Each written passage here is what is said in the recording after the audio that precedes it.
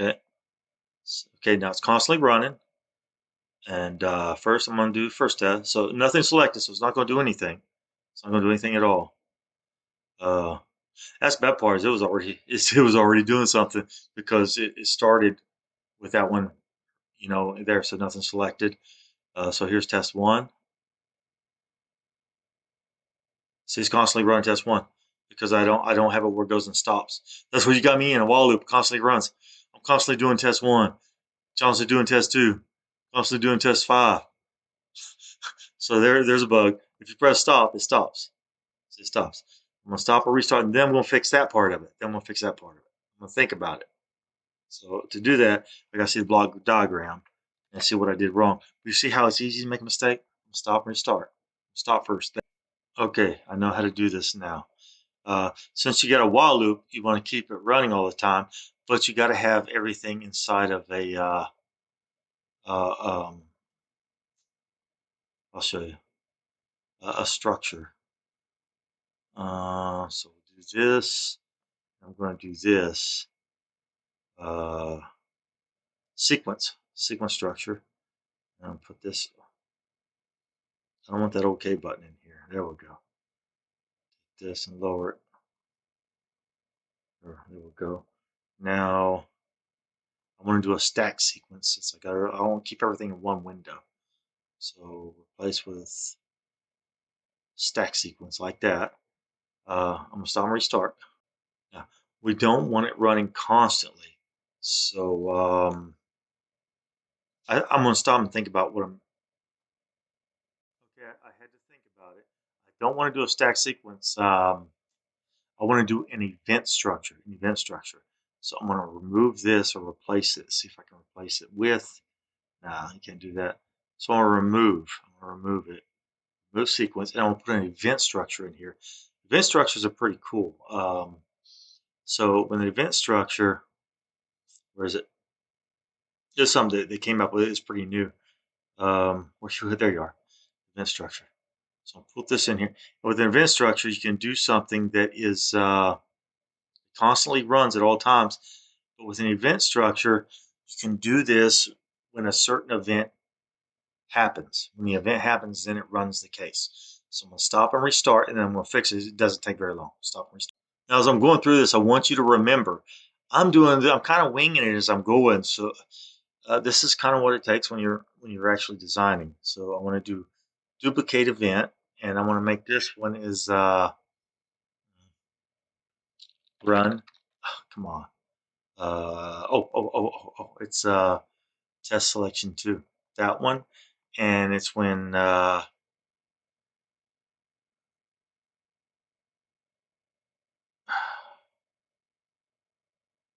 I'm gonna think about this for a second.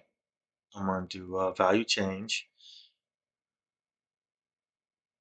and I'm gonna do okay, like that. Okay, so that's my value change. I'm gonna stop, and I'm gonna think about it. I'm gonna start because I don't want to do a whole bunch of stuff. I'm gonna think about it. Okay, now I think I got it. So I had to think about it for a second. So that's the value change. So this one, timeout, we don't want anything in this loop. Nothing inside this. Nothing. So I get rid of everything I can. I don't want anything in here because this is a mode where it doesn't do anything. This one, I think I can get. That don't sound right. That's what's wrong. Test selection 2. Get rid of that. I want test selection in there. So messed up. It should be. This should be in here. And it should be test selection 1, and this should be. Um, Come on, add event. Add events handled by this case. We do test selection value change. Okay. Okay. Now, whenever I change a value on here, it's going to run. I'm going to stop. So it's taking long. Now I've got that. Now what I'm going to do is I'm going to make sure that my values are always set correctly. And this is where I add the, I want my test to start every time with the correct values every time. So what I do is I add a sequence structure in here, and I'm going to make this one a I'm going to make it a stacked. And there's a reason why. When you have a stacked sequence or any sequence, so first it's going to perform. I'm going to add a case before, add frame before, and then I'm going to go here and I'm going to add frame after, like that. And I'm going to take stop and restart. I only have enter. And with this, I'm going to make a property node. I'm going to create property node, and I'm going to do value. I'll place it out here, and that's actually going to go in here. It's actually going to, copy it. I'm going to make two of them. Put it in here, and I'm going to make it right. Change all to right, and create constant. Come on, where you at? How much time? There's create constant. See, I don't want test file.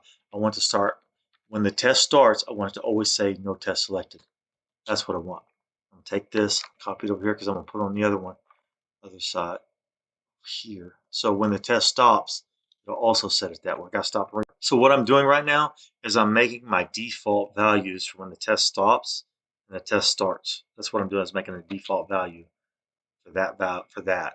I also want to make a default value for the outputs. Well, I might as well create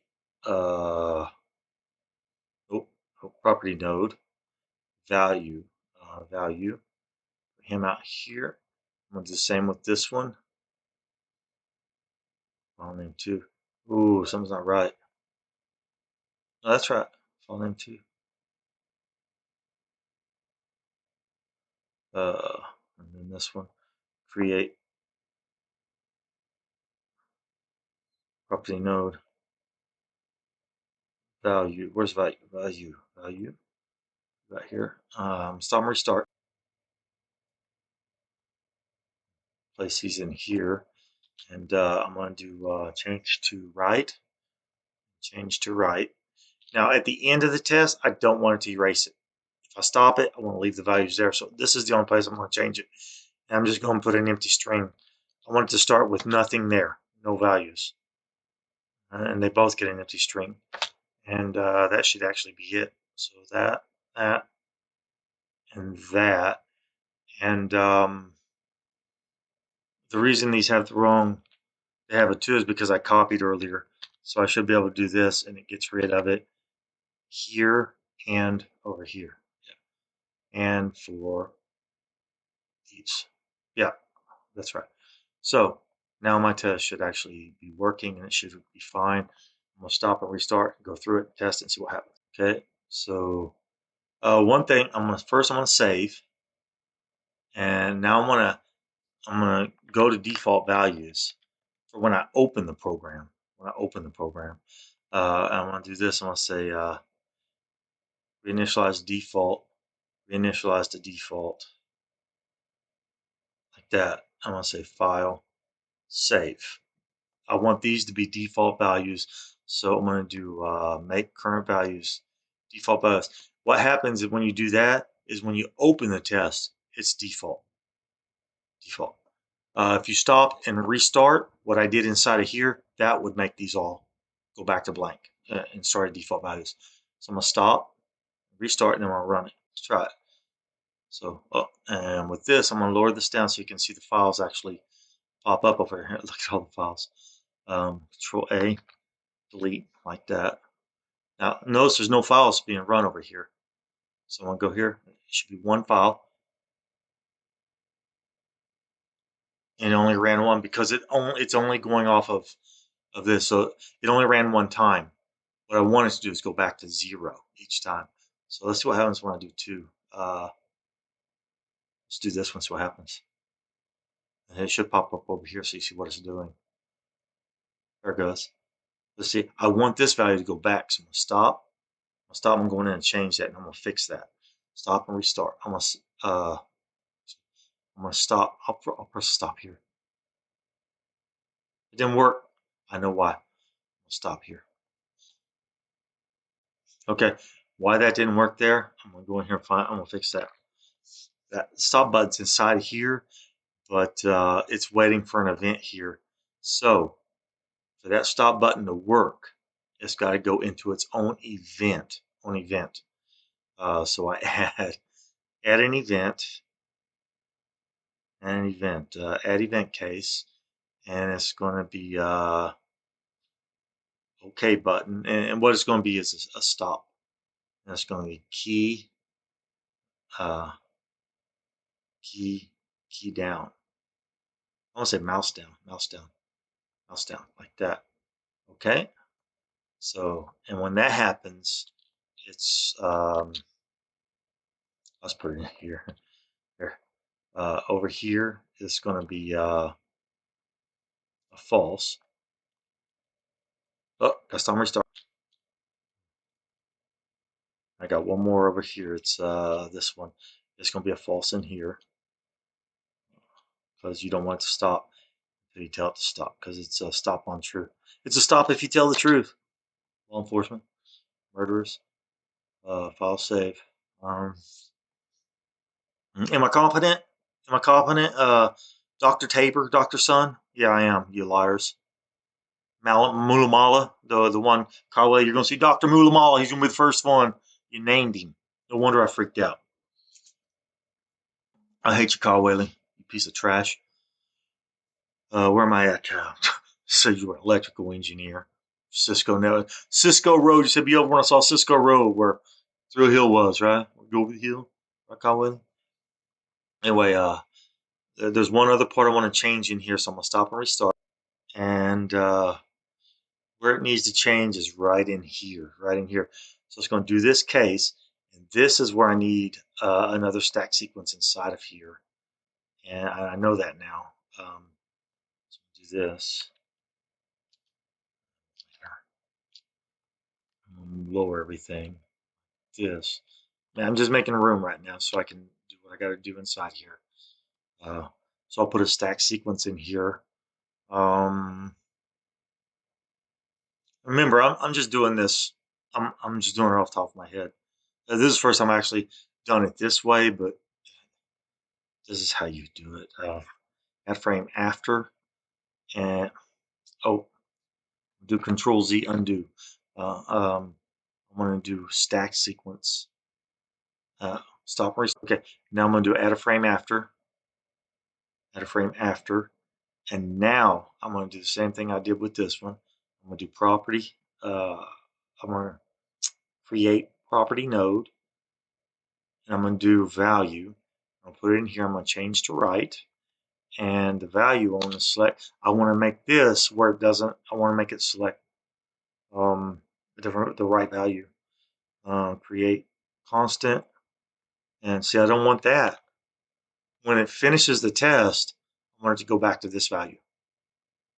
So it'll first, when it goes in here, it'll run this, then it'll run this, and then it'll be done. It'll finish and it's done.